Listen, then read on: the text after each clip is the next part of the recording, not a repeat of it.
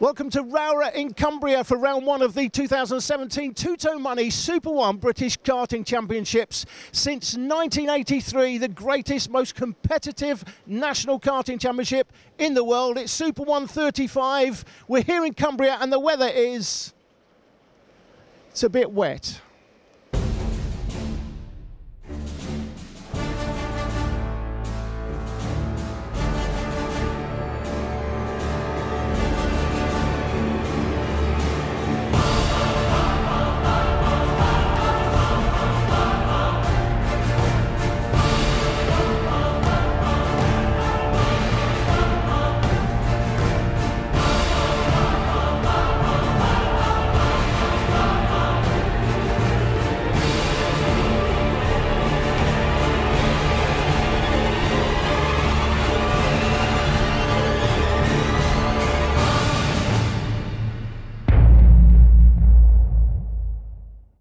At the start of every season, we traditionally have a look at the ones to watch in each of the racing classes, so let's start right there. Army Cadet is the official MSA British Karting Championship for drivers from 8 years of age and is always one of the most competitive classes with a full grid. 36 drivers are here for round one, with the top seed driving the 7 car. Taylor Barnard is the favourite, but who will challenge him? Max Dodds will look to achieve more this season than the 10th place last year. My colleague Jake Sanson has long since been a fan of Josh Irfan and believes he will provide the biggest challenge to stop Barnard dominating.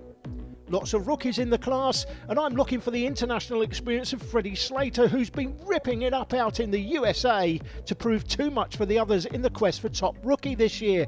But Freddie is nothing if not confident and has his eyes on a much bigger prize, the top prize. Can a rookie win the championship title? It was done in TKM Extreme last year, but surely not in cadets. In junior TKM, the top seed and massive favourite is Abby Pulling, who led the championship when she crossed the line at the final round last season, only to be denied as Bradley White made up 2 places on the last lap he needed to steal the title.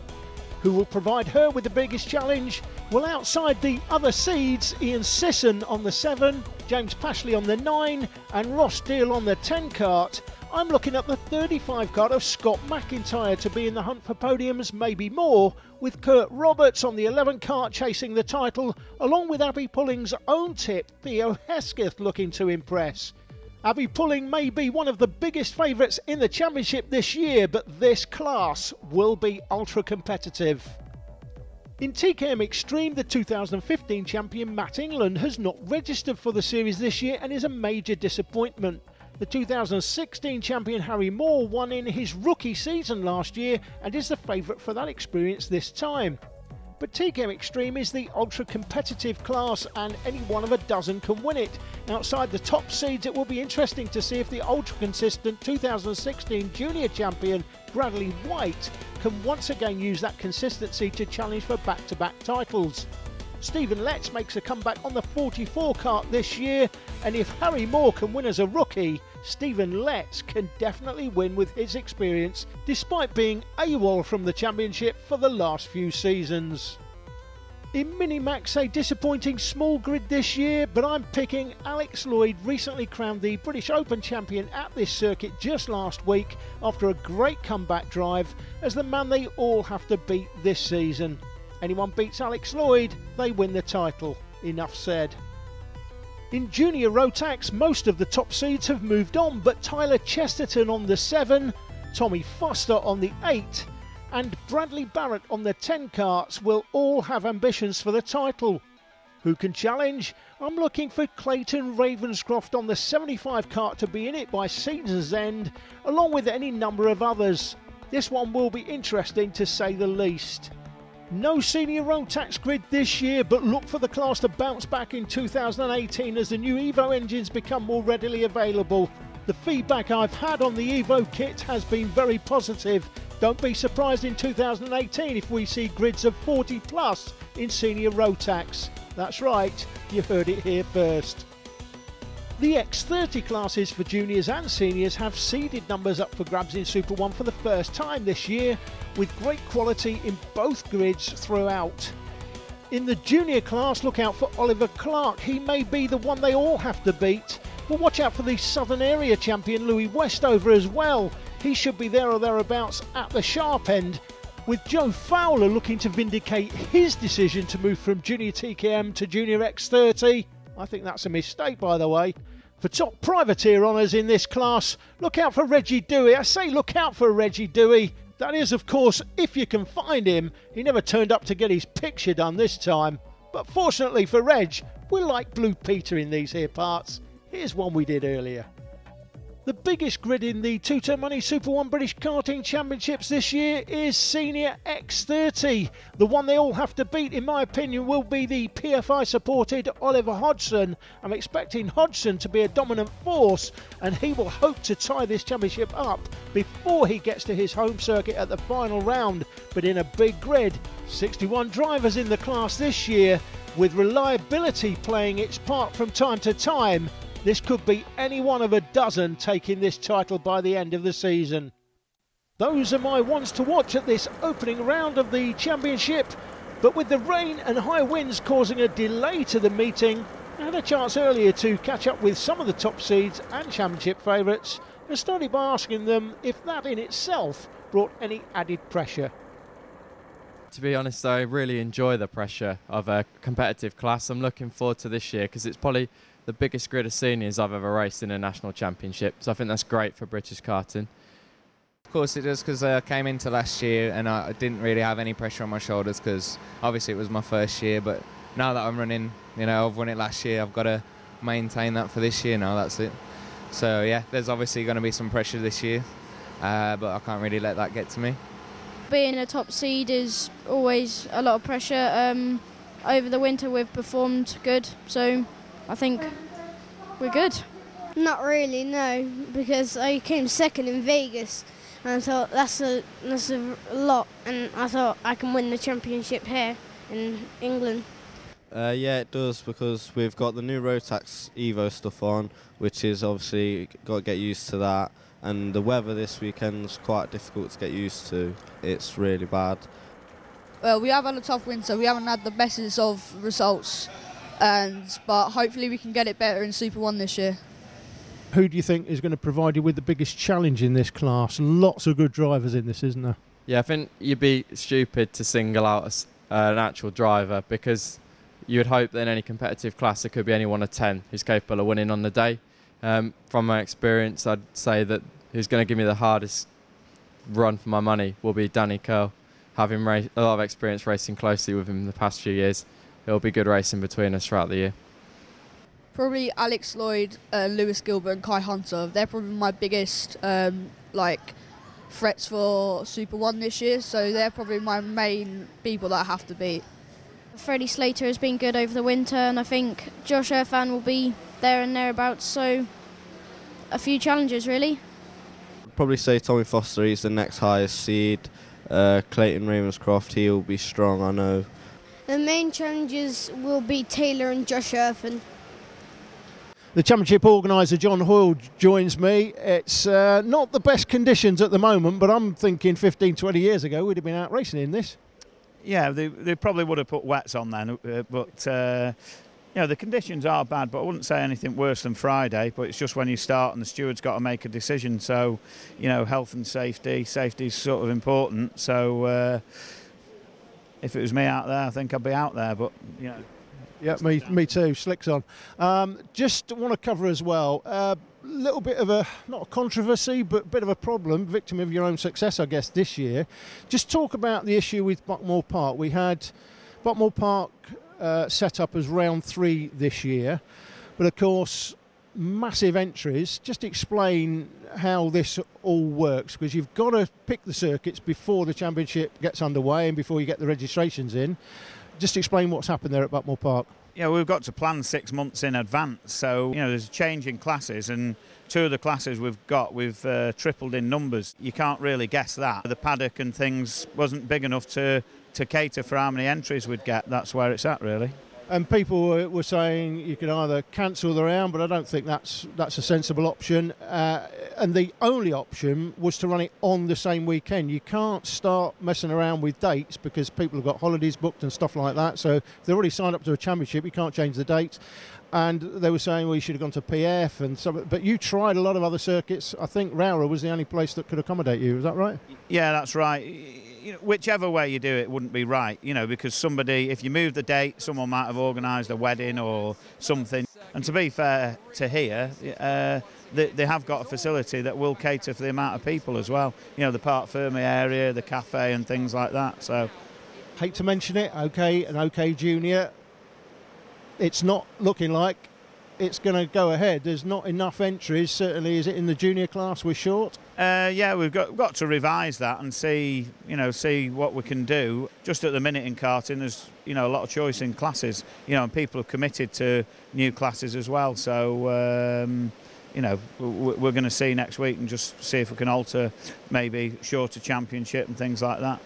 What do you think has gone wrong there? I know you'll remember me saying that I'm the naysayer in this. I said this is going to go the same way as JICA and KF3. And it was looking like last year, you'd be right, I'd be wrong, but here we are sort of 6 months on from having quite decent grids at Shennington last year, and it looks like now I'm right, and it's all gone pear-shaped for you. Well, it's a good class, but like I said before, there's a lot of choice for people, and I think what's happened in the past, the perceived view of like the European championships and things like that are expensive, which they still are expensive now. This isn't an expensive class, it's perceived to be expensive that puts people off.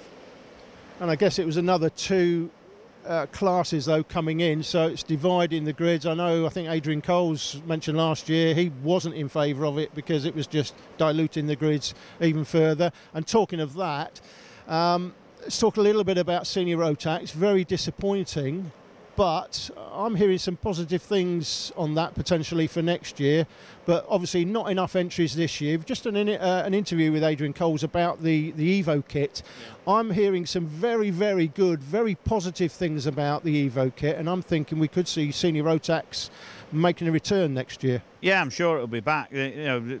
Exactly what you said. People have got the new kit, very good, pleased with it, on a level. But they've swapped classes, and I'm sure they will be back for it. There's a lot of southern tracks that do it, and we've got interest for next year already. Good junior grid, so they'll probably move to seniors for next year. Just unfortunate for this year. The Motorsport TV broadcast requirements changed recently to only 6 parts per show maximum, so here's the full highlights of the opening race of the Super 1 season that will be cut to a shorter result feature in the programme. Due to concerns about deteriorating weather on the day, a decision was made to film Final 1 instead of Final 2 in case a meeting was cancelled. The opening race of the season we're featuring here is for Minimax. That's run after the break, and before that an interview with Adrian Coles about the new Rotax Evo kit.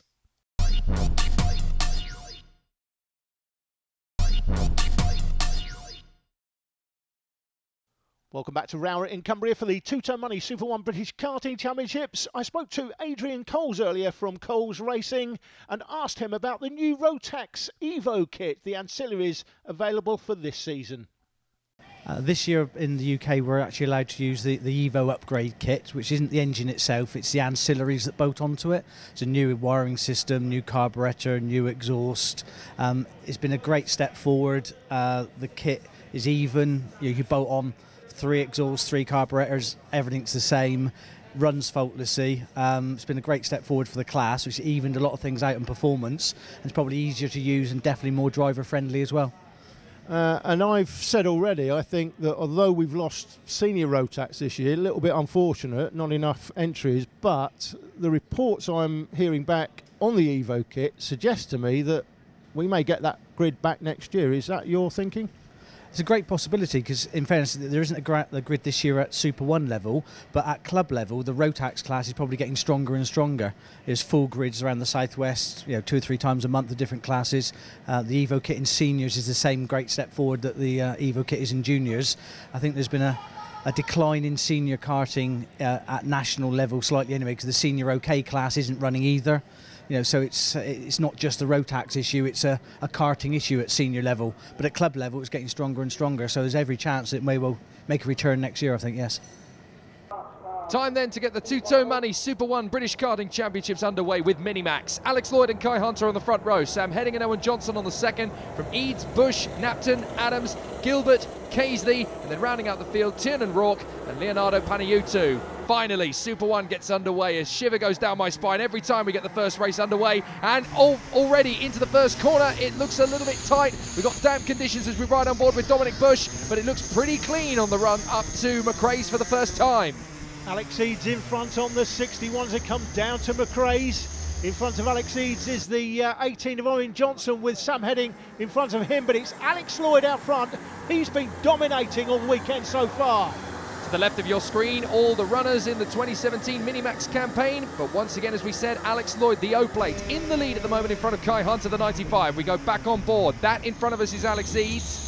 Battle in through the Stewart S's and then back down towards St John's. This is a tricky part of the course on the first lap, but look at Alex Lloyd out in front, the O-plate. He is running very, very strongly in the early stages, and up the inside, this is going to be Bush. Yes, he gets through. Dominic Bush making a very convincing overtake there on Alex Eads. A good start to the season, though, for Lloyd. He doesn't even need to look back.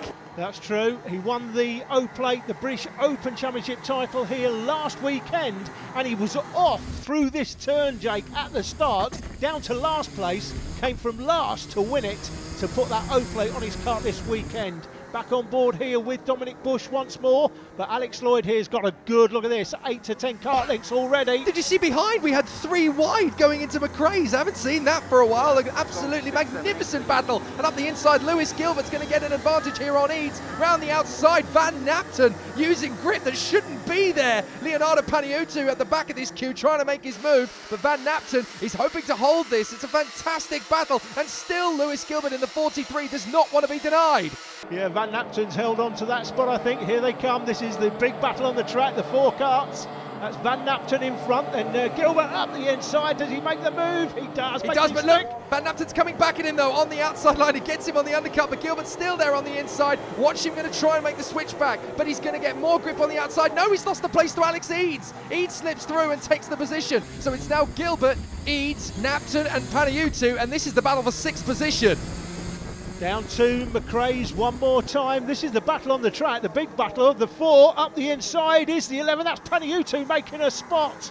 Paniutu up to 8th place. Right, he's going to get on the back of Eads. He needs to make the position. Oh, Gilbert's taken that very badly. He hit the wet patch. He slid wide, but somehow he's going to get back on the inside, and he's got a good run out of Iredale's, and he gets the position back again, but he's not going to have much more to hold on to at this rate. He keeps hitting the biggest wet patches on the circuit, and in these karts, it completely turns the kart into a powerboat. This is the race on the track, though, isn't it? The one we're concentrating on. 4 in it. The rest of them have got a big gap between them. But this is Lewis Gilbert on the 43. 61 is Eads. In behind Eads is the 11 of Paniutu, and then the 13 of who is Van Napton, of course, in behind. So 6th, 7th, 8th, and 9th. That's the battle on the track. The positions on track. And time to go on the bottom right of your screen. Casey, Rourke and Adams are behind these 4. Oh, that's a big move from Van Napton. He left that to the last possible moment. Can he shut the door again? Paniutu is not going to be denied again here. Up the inside, Van Napton steals the place back and shuts the door beautifully there. So he is up into 8th position once again. Top 5 is unchanged. It's Lloyd from Hunter, Heading, Johnson and Bush. Is Paniutu going to make another bid up the inside into Stewart S's? No, he can't quite make that move stick. Cost them a little bit of time, though, hasn't it? Gilbert's got a bit of a gap now back to Alex Eads, and he's got that 4 or 5 kart lengths here. That's the 13 of Van Napton with Paniutu just behind him. They've got a little bit of work to do now to get back to Alex Eads into the right hand of the final turn, Paddock Bend. They go across the start-finish line one more time. Back on board here with Dominic Bush. That's the 18 in front is Owen Johnson. Yeah, he's been catching him quite steadily, so he might get an opportunity, probably on the run down to Iredale's. If he gets a good run out of McRae's, that's your leader, Alex Lloyd. He's pushing so hard out in front. He was on 3 wheels as he went into the braking zone, but he's got himself a nice little distance between himself now and Kai Hunter. are back on board. That's Owen Johnson ahead of us, but Dominic Bush is looking to try and get into 4th position. Careful on the braking zone. There's about 6 different lines through Stuart S's in these conditions. Manages to get, now watch them as they come down through St John's. We're going to get to see this, hopefully, as they watch them. Now watch as the field comes through St John's. Watch them bunny hop over the curbs on the inside. Boom, boom. You've got to take so much curb to get a good line for the next corner there. You probably wouldn't in the dry, but in the wet, you really have to utilise that inside line. It's a big hit. I can tell you that there has been some issues with karts. Now, we know that we've got these new front nose cones on for people that don't know karting. If you run into somebody, they're intended so that if you run into somebody in front, so if the car here, that's a good move. Very nice. By Dominic Bush. If Dominic Bush were to run into the 18 kart there, it pushes his nose cone back, and that's an automatic 10-second penalty. I can tell you, though, that we've seen some penalties this weekend where people seem to hit nobody, possibly hitting curbs. There's some high curbs around here at Rowrah, and they're getting 10-second penalties when they've not actually run into anybody. Look at the rain coming down, Jake. Yeah, it's starting to get heavier, and that's a good point you make about the front fairings. It's obviously designed to make racing cleaner, but there has been some issues with it already. Watch his curb on the left if anyone runs it. Oh, I didn't quite see it there, but that curb on the left there, that is quite high. Sawtooth curbs.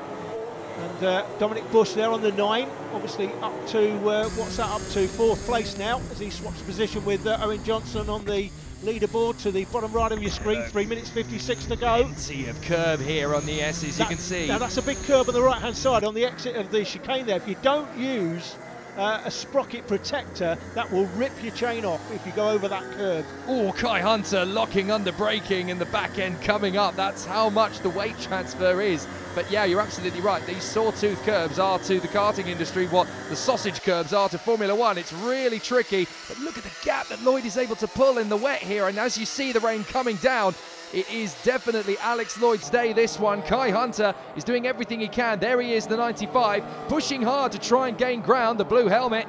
Oh, look, the massive bang on the ground again as he comes over the curbs. The back end sliding around all over the place, but this is normal. This is just what you've got to do here at Rowrah. Kai Hunter there, denoted with the white numbers on the blue background to the bottom right of your screen. That denotes him as a rookie.